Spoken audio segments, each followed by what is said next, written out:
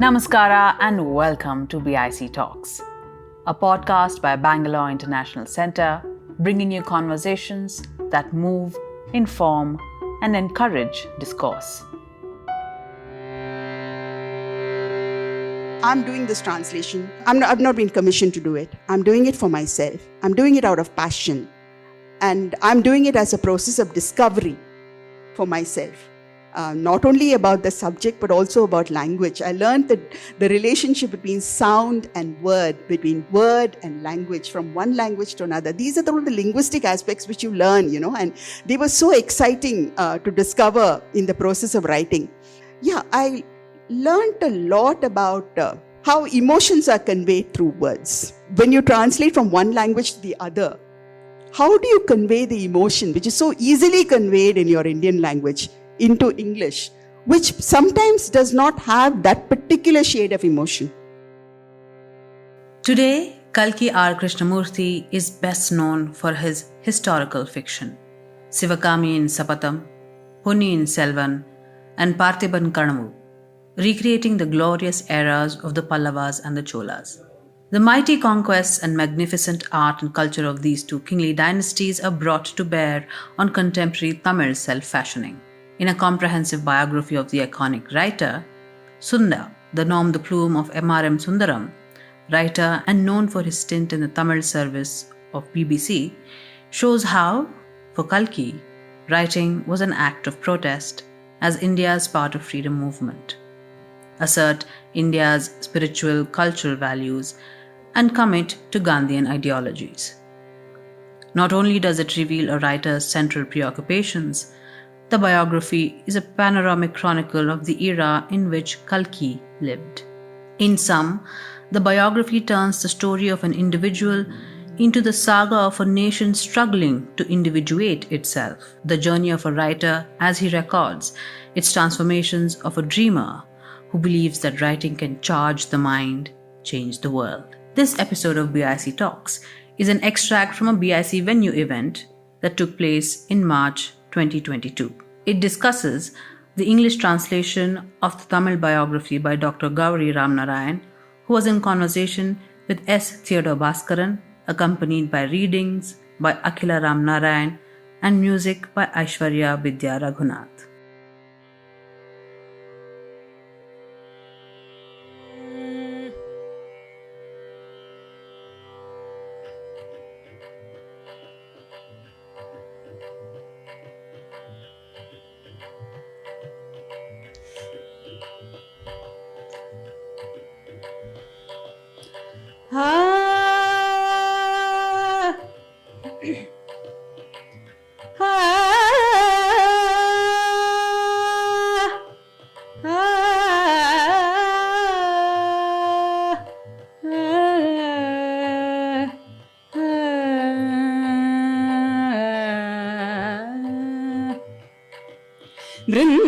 பிருந்தாவனத்தில் கண்ணன் வளர்ந்த அந்த நாளும் வந்திடாதோ. பிருந்தாவனத்தில் கண்ணன் வளர்ந்த அந்த நாளும் வந்திடாதோ. நந்தகுமாரன் விந்தை புரிந்த அந்த நாளும் வந்திடாதோ. वृंदावन की मंगल लीला याद आवे याद आवे. वृंदावन की मंगल लीला याद आवे याद आवे.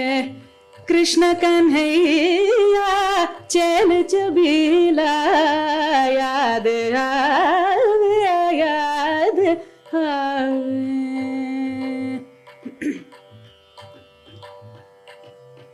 सखियन के संग घाट पे जाना, निर्मल जमुना नीर नहाना, सब मिलकर आलन गुनगाना, कभी कभी वल्लभ दर्शन पाना.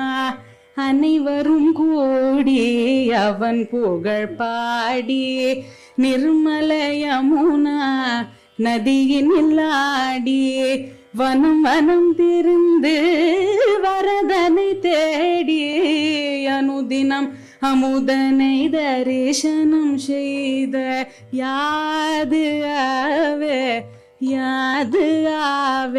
பிருந்தாவனத்தில் கண்ணன் வளர்ந்த அந்த நாளும் வந்திடாதோ.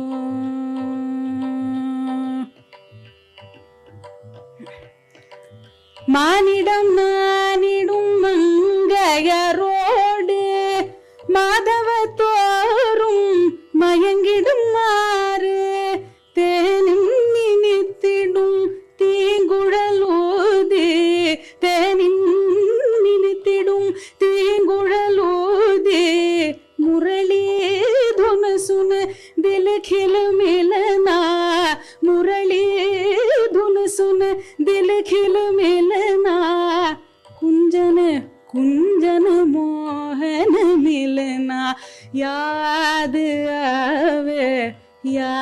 आवे वृंदावन की मंगल लीला याद आवे चांदनी मधु चांदनी रात में रास रचाना रूप मंत्र से प्रेम जगाना कृष्ण रंग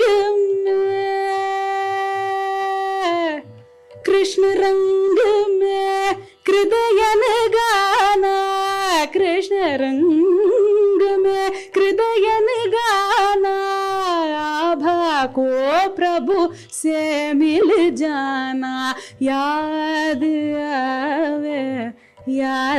आवे वृंदावन की मंगल लीला அந்த நாளும் வந்திடாதோ.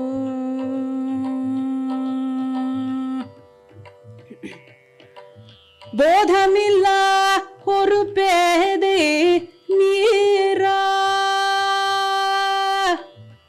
Meera Meera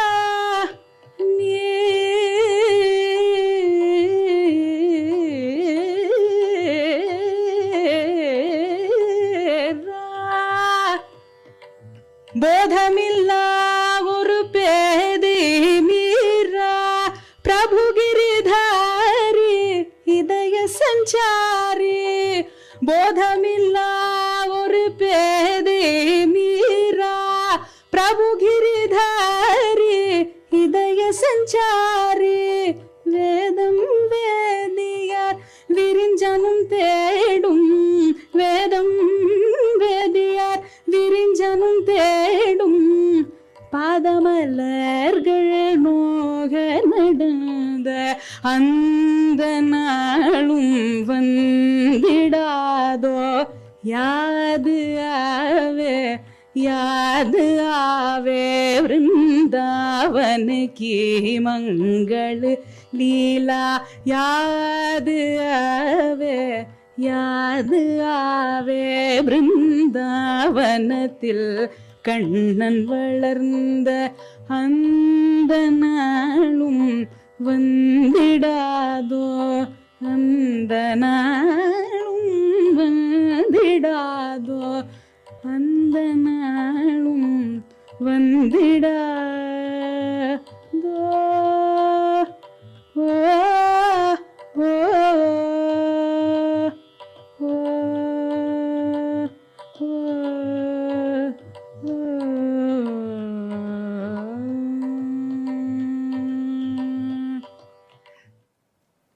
I don't know how to go next. I'm still tearing up from Aishwarya singing. It's so redolent of M.S. Subbulakshmi's impeccably pronounced, but ever so slightly Tamilized Hindi. You caught that so brilliantly. Thank you so much. And really, Andanalum Vandidado is the feeling that I think we all have. Thank you so much. I'm Akhila Ramnarayan, and I'm here as a proud great-granddaughter and proud daughter of Gauri Ramnarayan. I just wanted to say before I begin reading, all I'm here to do is read an excerpt from the biography, the English translation. I would like to say, just send love to my great-grandmother, Rukmini Krishnamurthy, Kalki Krishnamurthy's wife, and her daughter, Anandi, who is Gauri's mother. These two women brought Kalki Krishnamurthy alive for us growing up. And I think everybody in the family has wept. There are some family members here, including Gauri's sister, Rukmini, Anandi's daughter. And I think we've all wept saying, why didn't we ever get a chance to meet Kalki Tata? But Babuji, Rukmini Krishnamurthy, we called her Babuji. There's a story behind that. She kept him alive for us. So this evening is in her memory. So today, I present two extracts from chapter 16, Kalki Krishnamurthy, His Life and Times, translated by Dr. Gauri Ramnarayan, from Ponniyin Pudalvar, the Tamil biography of the writer by Sunda MRM Sundaram. These extracts are about Kalki's first encounters as a schoolboy with a statesman and a poet. Chapter 16, The Savant and the Poet. It was as a fourth form student in 1918 that Krishnamurthy saw Salem C. Rajagopalachari for the very first time. Back then, the man had not been given the well-known sobriquet Rajaji. It was 4 years later that leaders from North India started calling him Rajaji, just as they called Gandhi, Gandhiji. And 14 years later, under the pen name A Student, Kalki describes his first glimpse of the man who would become an august national leader and his cherished role model. One day, a big public meeting was held in front of the town hall. Bipin Chandra Pal, the famous nationalist and peerless orator from Bengal, was to speak on the occasion. A high school student was among those who came to see him and to hear him. The boy became eager to know the identity of a Tamil dignitary seated beside him. Who is he? He inquired from the man sitting next to him. Salem C. Rajagopalachari was the answer. That was when the youngster heard that name for the very first time. He was curious to know what qualified the man to sit on the dais next to Bipin Chandra Pal. What does he do in Salem? He is an eminent advocate, municipal chairman. The boy was not convinced that these were sufficient qualifications for the man to be seated with Pal. After all, the country was full of money-grabbing advocates and feckless municipal chairmen. What is his connection to the national movement? The boy asked. His neighbor seemed to know a lot, for he answered, he has funded those who serve the nation. Not bad. This was somewhat satisfactory. The boy asked, anything else? Ardent social reformer. He has been ostracized by members of the high caste communities in Salem for joining the untouchables for a meal. Until then, the youngster had not seen any Tamil born who had actually abjured caste distinctions and untouchability. No surprise that the boy now saw Rajaji as a valiant hero. For the youth of today, it would be difficult to understand the struggles undergone by the social reformers of those years. Traveling overseas, sitting down to meals with so-called untouchables, a non-Brahmin's presence when a Brahmin took his meal, even accepting drinking water from someone who belonged to a lower caste.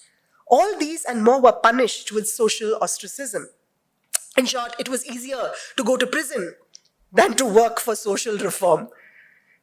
Only after he was released from his first term of imprisonment did Kalki see Rajaji again.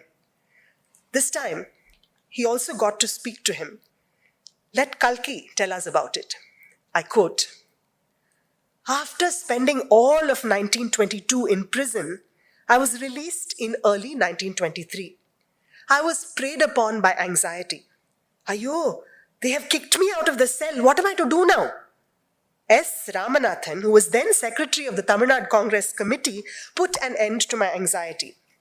His committee's headquarters were in Tiruchirappalli, And there, he gave me the post of a clerk with a salary of 30 rupees. My family and friends were happy to know that the Congress paid any salary at all. But I was not happy. Do you know why? There was another clerk in the same office. He and I had been classmates. He did not quit school to join the non-cooperation movement as I had done. He was no great shakes in studies. He had not served the Congress for free, nor had he gone to prison. He got employed in this office when I was in prison and was now earning 40 rupees. What irked me was this. I, who had made sacrifices and undergone imprisonment, was paid 30 rupees. And he, who had done nothing at all, got 40? This thought ate at me. Therefore, a few months down the line, I applied for a raise in my salary. S. Ramanathan, who was very fond of me, added my request to the agenda of the next working committee meeting. Remember how in the Gaya Congress session, the faction that won wanted no change and confirmed the resolution to boycott the state legislative assembly? The Indian National Congress Committee met to discuss this situation and decided to take a neutral stand over the state assembly issue and not advocate the boycott. Since this was contrary to the resolution passed in the Gaya Congress, leaders opposed to these changes like Chakravarti Rajagopalachari, Sardar Vallabhbhai Patel and Babu Rajendra Prasad resigned from the executive committee. Rajagopalachari wrote to S. Ramanathan and asked him to prepare a pamphlet in Tamil explaining their stance. Ramanathan asked me to do it. I wrote that pamphlet. It was sent to Rajaji for approval.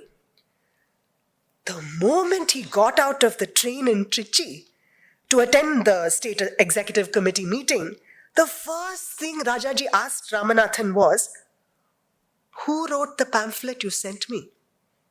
Ramanathan pointed to me, standing nearby. What does he do? He works in the state executive committee office. I thought I saw signs of approval on Rajaji's face. For a few minutes, he talked about nothing but the pamphlet, saying how he liked everything about it, including the handwriting. Good, the master is happy. He will increase my salary, I thought. When this matter came up in the committee, Secretary Ramanathan recommended a raise of 5 rupees in the clerk's salary. Dr. Rajan, who had been responsible for my leaving school and who had a special fondness for me, enthusiastically seconded that proposal. The others agreed. Ramanathan was just about to note it down when Rajaji, who had been lost in thought until then, broke in to ask, "Who gets an increment?" I felt uncomfortable. Since the others said nothing, Rajaji looked at me and asked, "Why do you want an increment?" I stayed silent. He began to shower me with questions. "Are you married?" "No." "Your parents?" "My mother is alive." "Does she live with you?" "No, she lives with my elder brother." "Do you have anybody else to support?" "No." "When you live all by yourself, is 30 rupees per month not enough to meet your needs?" "Enough." "Then why do you want more?" "Silence," was my answer. I couldn't have told him what I had in mind, could I? Ramanathan came to my rescue and said, "He's very intelligent and does extremely useful work." Dr. Rajan affirmed this statement. This morning too, I said his pamphlet was well written. Does it follow that we have to pay him more? Not possible in the Congress. If he wants to be paid more for his intelligence, he should have taken up some other job. The matter was closed. I cannot tell you how anger welled up in me. But as the days passed, my anger turned into devotion. I can say that his ruthless dismissal of my salary demand, seeded that devotion. Much later, when I went to the Gandhi ashram in Tiruchengode and saw Rajaji living with his children in a hut thatched with palm leaves, I realized that he was not someone who stopped with giving advice to others. He had made immense sacrifices in his own life. End quote. On that visit, Kalki stayed in the Gandhi ashram for a week. He has described that experience at greater length in the same article, signed a student. I quote, "There, in a palm grove, in a hut thatched with palm leaves, Rajaji sat writing on a mat spread on the floor. This scene left the young man who had gone to take a look at the ashram absolutely wonderstruck. The wonder increased when he saw that Rajaji was teaching the alphabets to a group of children, including some from the untouchable community. He was astounded when he found Rajaji, his daughter, another woman, and several ashram inmates having their simple lunch cooked by a gounder boy. Seated in the same row with them were two young men from the Adi Dravida community." End quote. At this time, Kalki was merely a visitor at the Gandhi ashram. Later, he went to live and serve in that ashram for 5 years. As he worked closely with Rajaji, these feelings were transformed into deep-rooted bonding. In an article titled Yen Purvashramam, My Previous Life, Kalki says, and I quote, "Rajaji's appearance, speech, and all I learnt about his rectitude and his life of sacrifice instilled bhakti in me. I had the same devotion for Mahatma Gandhi as I had for Rajaji. Of course, Mahatma Gandhi's greatness is immeasurable. However, he is a man from Gujarat who does not know Tamil. So there is some difficulty in absorbing his teachings. But Rajaji belongs to our own Tamil realm. What he speaks in our mother tongue goes straight into our hearts." End quote. What he speaks in our mother tongue goes straight into our hearts. Now let us look at Kalki's very first glimpse of the poet who wrote the Gitanjali. In the same Trichy city where he first saw Rajaji, and around the same time, schoolboy Krishnamurthy saw the great poet from Bengal. One day, as he left school, he saw a poster announcing the arrival of Rabindranath Tagore to the city. Winner of the Nobel Prize, an international celebrity, a noble soul to whom Mahatma Gandhi bowed as Gurudev. What can you say when such a person comes to your own town? The youngster's heart swelled with eagerness and wonder, only to wilt as he noted the information printed below. There was a payment for hearing the poet's speech. 5 whole rupees for the Shantiniketan fund. In those days, 5 rupees was a huge amount even for the wealthy. For a poor student, it was an impossible sum. Impossible as it was, the desperate boy was determined to see the poet and hear him speak. He had 5 rupees left from the pittance his brother had sent from the village. "I will steal from myself," he said, as he paid every pie he had to get an entrance pass for the meeting, even though this meant that he would have to go penniless for the days to follow. 30 years later, Kalki wrote about his first darshan of Tagore. I quote, "I made inquiries about the direction from which Tagore would enter the hall and go to the dais. I sat down on a chair close by. I was not disappointed. Surrounded by local dignitaries, Tagore did take that path to the stage. When Tagore passed me by, I touched his white silk robe and placed on my eye the hand that had touched him." End quote. When the enraptured Krishnamurthy looked at Tagore, he must have felt that a cloud sailing in the blue skies had wafted down to stroll on the earth. A face of copper gold hue, streaming white beard, a robe of white silk hanging from shoulders to feet. The youngster raised his hands to fold them respectfully but an unconscious impulse made him touch the figure. What scent did he inhale as he placed over his eyes the fingers that had touched the poet? The scent of camphor or the lotus? The scent of poetry or fame? What did Kalki say about that experience? I quote, "That touch inspired me to read his poems like the Gitanjali and the Gardener and short stories like the Hungry Stones. I was intoxicated, and I drew a pleasurable comfort from Tagore's verse and prose, the same comfort I had felt when I touched his robe. It filled my heart." So you had a taste of the kind of writing that Sunda has done, which I wanted people who cannot read Tamil to be able to access. Now, I'm so happy that Sri Theodore Bhaskaran is here. He has agreed to say a few words about the book, and we are going to have some kind of a conversation maybe. Good evening, friends. I'm really happy to be here at this platform again. This book opens a window on a momentous period in Indian history, the 20s, 30s, and 40s. All the interesting events that happened in Tamil Nadu, in Madras, head of the Madras presidency, is recorded there.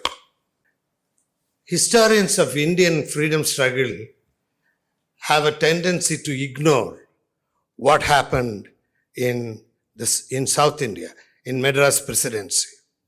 There are many reasons for this. One is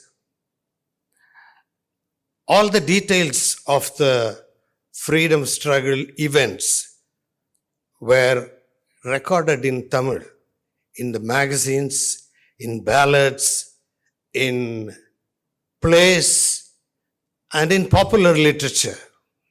Whereas historians, they relied on archival material, which was usually in English, and also which gave the point of view of the government, not people's point of view. So for a long time, Madras presidency was pointed out as the benighted province. Whereas here in this book, all the details of the freedom struggle, like Tiruchengodu Ashram, for example, what happened there. It was a center of activity during the Quit India movement and all that. And all that has been recorded in this book. And it's open to not only non-Tamils all over the world, but also the multitude of Tamils who do not read Tamil. Many such incidents, for example, Kalki's involvement with patriotic cinema, and the way Kalki promoted reading habit. I'll come to that a bit later, but now we will go to... This is a tremendous work that you have done in translating this massive book. What was the motivation? Actually, I never thought that I would do translation. The only translation I had done earlier were two plays of Vijay Tendulkar. That was long, long ago. And I had not enjoyed translating somebody else's work. But the thing is, COVID happened. And my busy life as a theatre director and as a playwright, that was at a standstill. It was a lockdown and you were inside the house, and what do? Then my sister Rukmini, who's here, she suggested that I read to her, and my daughter joined her, and we used to have daily Zoom sessions for half an hour in the evenings, 5 days a week. And I started reading my grandfather's great novel, Alai Osai, which is about the freedom struggle. We finished that, and then my brother joined the group, and then he said, why don't you read this? And this went on for a very long time. But as we were reading it, they were so moved. I mean, I was reading it aloud to them in Tamil because all three of them do not read Tamil very easily, though they understand it well. They were so fascinated by Sunda's recreation of that entire era of the freedom struggle. Kalki died in 1954 and he was born in 1899. So this was during a very, very active period in India.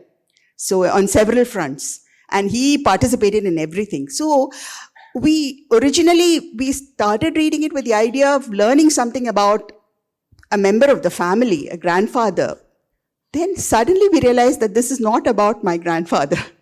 This is about that entire epoch. And it has and that is what absolutely, look at the cast of characters in that book is astonishing, you know. You have ordinary people, you have statesmen, politicians, you have national leaders, and then you have writers, musicians, everyone, an educationist, scientists, anyone of any significance during that period seems to appear in this book. So we really got to understand that entire world through this book, written so marvelously by Sunda. And the book also has a national sweep. It's definitely about Tamil Nadu, Tamil language, Tamil culture, about a Tamil writer. There's no doubt about it. But it has a national sweep because people, I think, in those times did not think in a very jingoistic way about their own little state. You know, they were not frogs in the well. Look at Kalki being completely inspired by Tagore. So that is what fascinated me about the book, and the different approach they had, a kind of a holistic approach. And then it was also international because the World War was happening and Britain was ruling India. This was a colonial region and there was Hitler and Mussolini and so many things were happening now, just as Ukraine war is fascinating us now. So all those things were happening across the world, and being a journalist, Kalki was deeply involved. He was an activist. He was a he participated in all the movements that he wrote about. So all these things were so exciting for us. My sister and my brother used to wait for that, time. He was in the US and, absolutely wait to hear me read, the next chapter. They insisted that I should translate it. Actually, I did it because of them. And also because my sister has a Chinese friend to whom she used to report the day's readings. Ruby Law became so interested. She said that it must be written in English. So it was not something that I decided to do, but I was pushed into doing it. But I enjoyed it completely and thoroughly. And last thing that I'd like to say is that reading it aloud in Tamil, I fell in love with my language again, something that I had forgotten, or taken for granted. So I totally fell in love with it. And it was a pleasure to work in my mother tongue and try to communicate what was so excellently written in Tamil, try to communicate it in English so that other people could access it. It's very interesting you should say that about reading, because one of the things that Kalki's work did to Tamil language was to promote reading. Yes. Yeah, see, novel itself is in Tamil only 100 years old. It's only in 1925 that, or thereabouts, that the first novel came. And Kalki's novel comes in the 30s. Now, earlier, novel reading was not considered a respectable thing. In short stories, you see, women are not allowed to read a novel. If they want to describe a vamp, they'll say she was reading novels. So Kalki's novel gives a respectability to reading. Earlier, that is before Kalki, the novels were a mere pastime, entertainment. But what Kalki did was that he wove into this work nationalism, Gandhian ideals, untouchability, like in Tyagabhumi, social reforms, the whole works. So, novel gets a respectability. And people began to read. Particularly the Tyagabhumi, see, all his novels were serialized. When Tyagabhumi was serialized, Ananda Vigadan carried portions every week. And people used to wait in the railway stations for the Anandavidan parcel to come near the Higginbotham's shop and will receive, and some of them will sit there and read, because if they take it home, there will be competition for the issue. So this was a big revolution in reading. And also, silent reading was promoted. Earlier, they used to read aloud, in school and in chanting and all that. But silent reading was promoted by Kalki's novels, and the whole novel, that format, that form of literature gets a respectability. So, they say it's about 30 lakhs people read Tyagabhumi every week, Sunda gives that figure. So, it is a tremendous jump in Tamil literature. And in this book, it's not only Kalki's writing, but the whole Tamil literary scene is covered. Number of writers, I don't want to mention names because they will be unfamiliar to you. They were all mentioned and their work is mentioned. And also the literary debate and criticism that arose is also documented by Sunda. What do you think about that, Gauri, this criticism about Kalki that came out? Earliest criticism, I think, was in 1933. I'm not sure. I remember the exact year, when someone wrote in a magazine, a literary magazine, saying that there is a young man called Kalki who is writing extremely well, but unfortunately, he has got himself into the bog of propaganda. He should give up propaganda and write works of lasting literary value. So Kalki's rejoinder to this was hilarious. Unfortunately, it sounds fantastic in Tamil because, each language has its own flavor. He says that, okay, I agree that, let me try and satisfy my critic. And he starts describing the spring season like Kalidasa. And then he ends up the beautiful breezes and the flowers blooming and the butterflies and everything. And then suddenly he says, this is in spring season, as in all seasons, the best thing is to wear khadi, because the air can penetrate through the material, the way the texture of khadi, as milk cloth is something that will block the breeze from entering your, touching your skin and stuff like that. So finally he was making a bid for khadi, and then he stops there, and then he says, I started describing spring like a writer with lasting literary value, but unfortunately, it ended up in my promoting khadi. So let me be what I am all my life. Let me write for propaganda. Thousands of writers will come in the future in Tamil who will write works of lasting literary value. He ends there. So that was the first criticism. He was also the second thing which I want to be very brief about was that there was a group of coterie of literary writers, very fine writers, by the way, whose mission in life was to criticize Kalki and say that he was commercializing literature and he was not maintaining the high standards and so on. So they had those polemics are fascinating to read and unbridled on both sides. Both seem to have enjoyed fighting with each other. That is what is so interesting when you read Pudumai Pittan's attacks on Kalki and Kalki's rejoinders. They seem to be sparring for fun and drawing a lot of energy from that.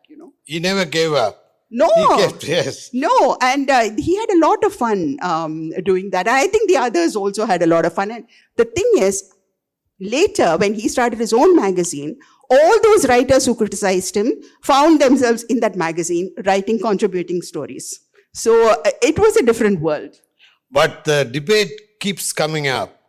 Now that Ponniyin Selvan is being filmed, the debate is again what kind of a writing was Kalki's, and who were the people who criticized the Manikudi group of writers. Yeah. Yes. But I must tell you, what Venkatachalapati has written about, in his book, he has written a couple of pages on Kalki, and he says, Kalki's writing gave a climb from notoriety to respectability for novels. So, particularly he talks about Tyagabhumi, and Tyagabhumi incidentally was made into a film. Now, usually people think that it was the DMK which used film for political purpose, but long time before, it was the Indian National Congress which used cinema for political purpose, for political propaganda, and the actors of film actors got into direct action, direct political action in demonstrations, and like Chittur Nayaga was a delegate in Congress meeting, and number of them went to prison. In the Tyagabhumi particularly was very propagandistic. You know, there was an interregnum of 2 years of Congress rule just before the Second World War, when Rajaji became the premier. At that time, the chief of the province was called a premier. And censorship was lifted. And we had a number of what is described by film historians as patriotic cinema came. And the best among them was Tyagabhumi. And the propaganda there was direct. There was somebody resembling Gandhi. Even his sitting posture was like Gandhi. And the film, even this group again criticized the film. But the film has gone down in history as one of the most important patriotic film, nationalistic film. And good copy is preserved in the National Film Archives. Now that film, Tyagabhumi and films like that, gave cinema a respectability. Because cinema is not considered, it's considered a plebeian preoccupation, not worthy of serious considerations. Even now it continues. I mean, in university you have a department of music, you have dance, but not a department of cinema. It's not. And see what happened because of that in Tamil Nadu. So that films like Tyagabhumi has to be seriously studied, and their part in nationalist struggle also should be documented. I think it has not been studied well. Kalki was also a film critic. Can you say something about The very Kalki? first film that came was, Tamil film was Kalidas, and the first review was written by Kalki. And he kept on reviewing. Then he got involved in films in many dimensions. He was the story writer. For Meera, he wrote the songs and the dialogue. He traveled with the group to all the places in Rajasthan and Dwaraka. His interaction with cinema is that at all levels, but unfortunately, it never picked up in the sense not many writers took cinema seriously as Kalki did, you know. Cinema review and writing about it was not given a respectable place in magazines as Andavidan or Kalki did. Yeah, Sunda, the writer who's done his research is so astonishing. He has discovered Kalki's mark sheets in his school. He went and found his essays in the school, and he has assembled a whole, the entire, if you read the book, you'll know that Sunda's method of presenting Kalki's life story is fascinating because he uses multiple voices. He uses the writings of others, letters of others. He also uses Kalki's own writings in order to describe the place where he was born, Kalki, the village where Kalki was born. He takes extracts from 4 or 5 different novels of Kalki where Kalki has described the village and says, this is exactly the place where Kalki was born. And he draws those parallels between Kalki's own experiences and the experiences of his characters and the novels that he wrote. For people here who may not know, I just wanted to make this point that this man, Kalki, began as a pamphleteer. He wrote pamphlets for the Congress party. Yes, you read them, and you saw that in the reading. Then he started translating. He joined a very reputed magazine as a very young man, And he was asked to translate Gandhi's My Experiments with Truth. So that was the first work that he actually wrote. His first publication was also Satya Sodhane, which is the My Experiments with Truth. And then he started writing short stories in order to propagate anti-liquor, the anti-liquor movement and prohibition. And then I don't know what happened. Suddenly he started writing fiction, which became articles, humorous essays.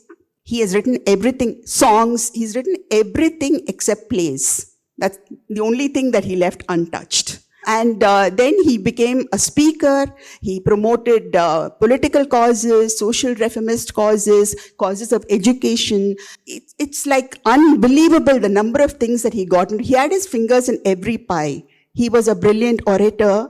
I don't know if 24 hours was enough for him, and he died when he was 54. It is kind of astonishing how many novels he wrote, how many political leaders, because most of his writing in his magazine and wherever he wrote, wherever he was working. He wrote leaders on politics. He wrote about some social reformist cause. He also reviewed dance, classical music, classical dance, theater, cinema. There was nothing that he left untouched. So what happens with this book is that we get entry into all these worlds. A number of his stories on contemporary setting have been made into films, as you know, Kalvaniyin Kadali. Yes. Then Ponvayal. They were not successful. Tyagabhumi was, but the others were not. Kalvaniyin Kadali was quite good. Yeah. I mean, it still comes on afternoon TV, Ponvayal. The interesting thing is that in the 50s, beginning of 50s, DMK comes into the political scene and they come up with films like Parasakti, Velaikari, Nalathambi, and Kalki reviews these movies. They are very, very imaginative. For example, Velaikari, which is a film written by C.N. Annadurai, and it's a atheistic movie, anti-God, anti-ritualistic. And Kalki reviewed it and gave the title as Kaliyin Karunai. That is the review he did. The compassion of the mother goddess. Yeah. So, yeah. Because the hero starts as a bhakta, as a devotee. And then when he sees one of the plays of Annadurai, though they were completely in totally different opposite camps, he praised that play and went hyperbolic. He called him Bernard Shaw of South India. In fact, Karunanidhi, Chief Minister, was very fond of, I've heard him in public meetings several times repeating Kalki's words, praising him for his dialogues in the film Parashakti. Because I'm sorry, I don't think it will sound as powerful in English, but he calls Annadurai's dialogues explosive and fiery. And he says that we cannot call them, this is not dialogue, this is explosion. This is like the falling of atom bombs, And so he was absolutely open to, I don't think he was narrow-minded at all when it came to accepting excellence where he found it. I think that is something that I learned from this. And one of the things that I had read in Kalki's writings, which I'm not able to locate right now, but I was very young, I was about 13 or 14, when Kalki quotes Voltaire, and we know that what he has quoted is something that he practiced through his entire life. And that quotation is of Voltaire, the French philosopher, is that I disagree with every word you say, but I will fight unto my death your right to say it. So that kind of attitude it's not there anymore. I mean, about his criticism of films, he didn't care for film music. He called it dabba music. Yes. The elitist prejudice that is so common, you can see that in his criticism of film music. He didn't recognize it as the music of the subaltern, but it has grown into as the people's music, and film musicians get great national honors. His writings on film music, you can see was very, very critical. Sunda quotes a number of them. I want to ask you one thing about this translation. In Tamil, number of fictional works have been translated and very little non-fiction, particularly biography. And yours is one, it's a tremendous work that you have done, as Rajmohan Gandhi says in the preface, your translation flows like Kaveri. Now, tell me, what are the problems you faced? The problems are that it's always very difficult to render what you find in one language into another language, that I think all translators face. But it's particularly difficult to translate from an Indian language into English because the cultural difference is so great. I think it's easier to translate from Tamil to Kannada and Kannada to Tamil because our thinking, our culture, even Hindi and Tamil, or Bengali and Tamil. But I think it is very difficult to do it in English because English kind of militates against the kind of sentiments that we go in for. I don't mean sentimentality, the way we look at things, our cultural values, the kind of ethics we follow. All that is, I think, difficult. So that is a major problem. But I think I should just say, I want to talk about the process first.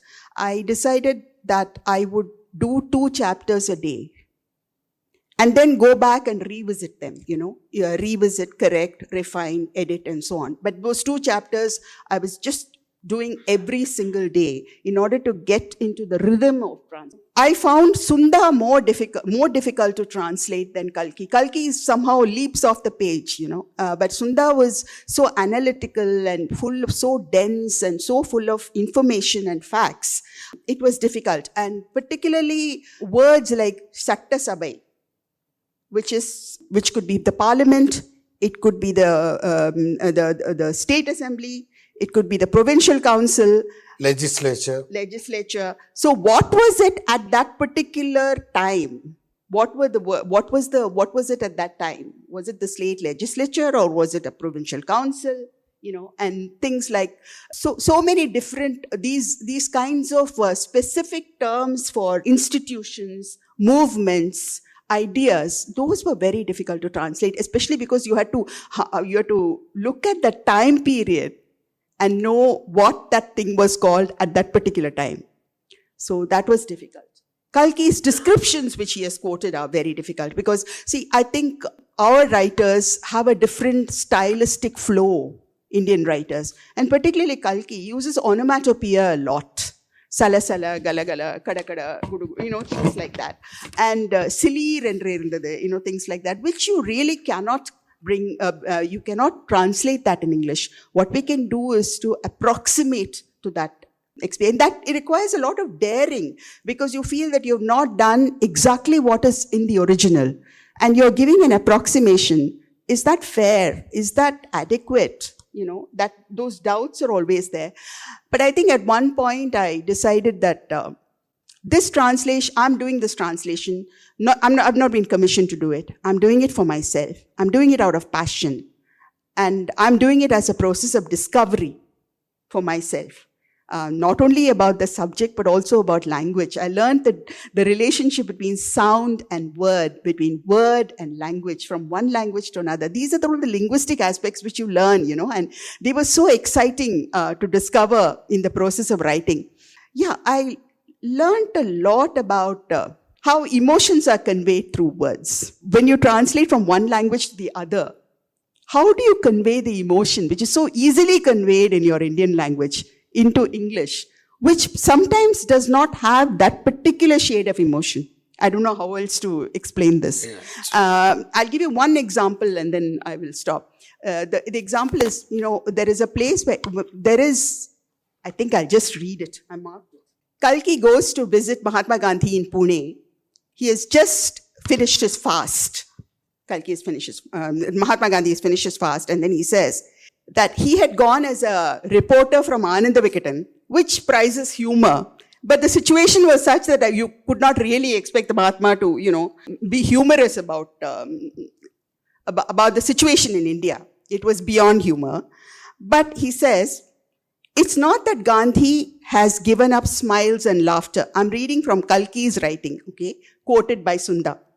It is not that Gandhi has given up smiles and laughter, but there are many kinds of laughter. One of them is cracking up when you see a stranger, tumbling down because you tripped him up. Breaking into laughter when afflicted by deep sorrow is another. A madman tears his clothes with manic laughter. Cheap and bawdy banter makes some folks freak out in laughter.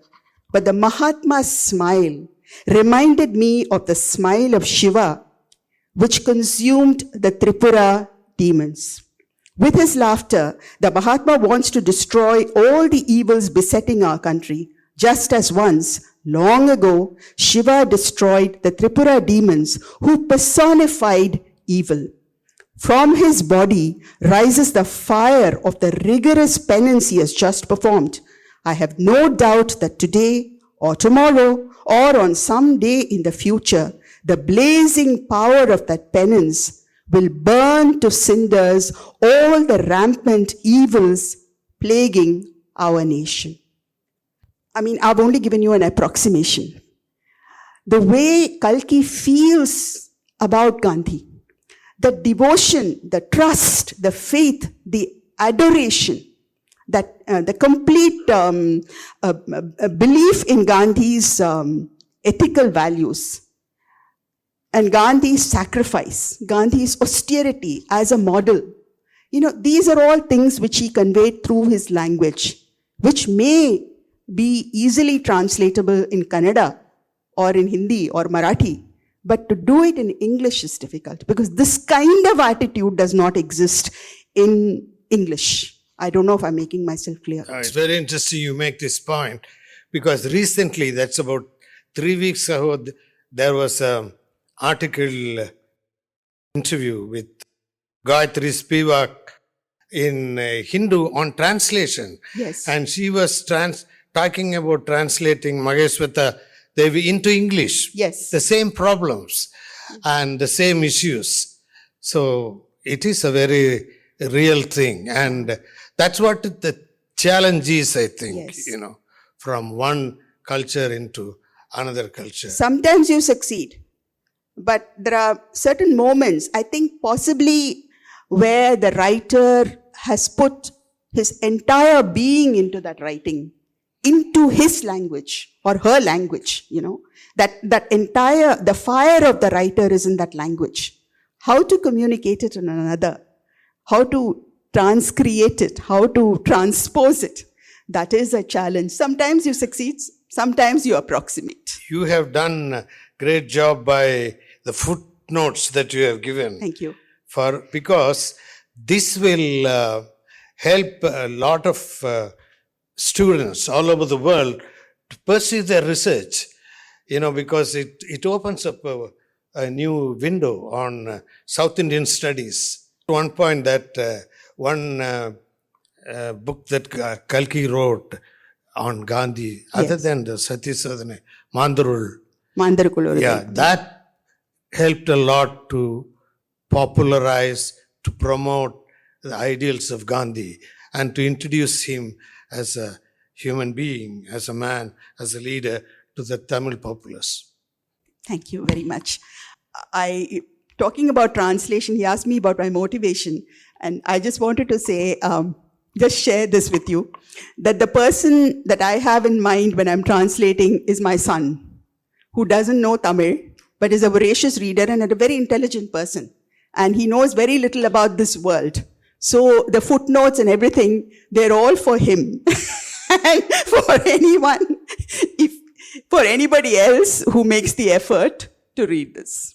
So thank you very much for being so patient and listening to us. And thank you so much, sir, for sharing your knowledge and your understanding of the subject. Akhila, thank you for reading it and so well. And Aishwarya, thank you very much for singing that song beautifully. I'll give you a very brief introduction. This is a song written by Kalki in one of his great historical novels. The protagonist is a Devadasi, a courtesan, a brilliant dancer. and I produced this as a sort of, I wrote a play based on it. It was not exactly Kalki's, it was called Sivakamiyin Sapatham, Sivakami's Vow. I did not dare to do that entire novel, but I did a play based on that. And I wanted somebody to play Sivakami, and Priyadarshini Govind, the dancer, she played that role so brilliantly. And since I had a dancer playing the role, I also created moments for her to dance on the stage. And this was one of the songs that she danced to in the play. It is Maraven Maraven Endru Velin Mel Aanaiyitta Mannarum Marapparo Neelamayile. Lovely. Yeah, all women in Bharatanatyam are lovely, all the protagonists. This lovely young woman is thinking of the Lord whom she loves passionately, who has not come to see her and who might have forgotten her. So she sends her peacock as a messenger, asking the peacock to bring him to her.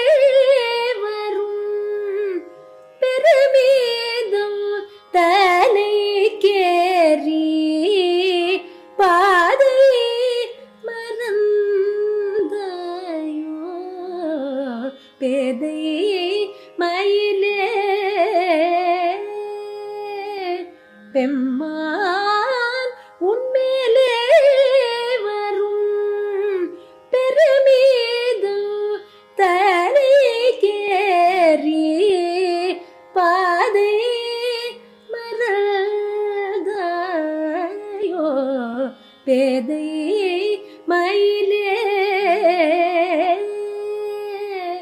பேதை மயிலே பேதை மயிலே பேதை மயிலே மயிலே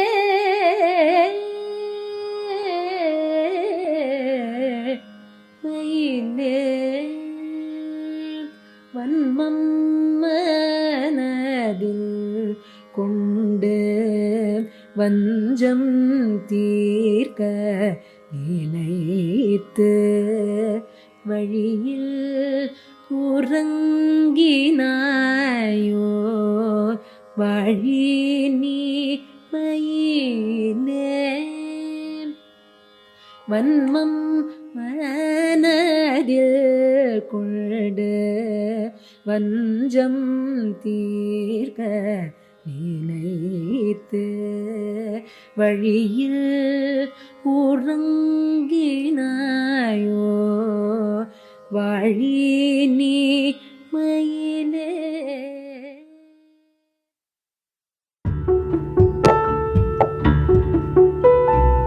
Thank you for staying on for the full conversation. If you like what we do, please share it with your friends and family. You can also leave us a review or rating on iTunes and Apple Podcasts. The crew that makes these podcasts possible is Gaurav Krishna on sound supervision and production, with support from S. Sarvanaraj and Raghavendra Tenkaila. Artwork and design is by Chandni Venkataraman of Crisscross Design Studio. Don't forget to subscribe to our channel on your favorite podcast platform. It can also be accessed on our website bangaloreinternationalcentre.org. Do follow us on Instagram for updates on all our programming. This is Lekha Naidu signing off on behalf of everyone at BIC.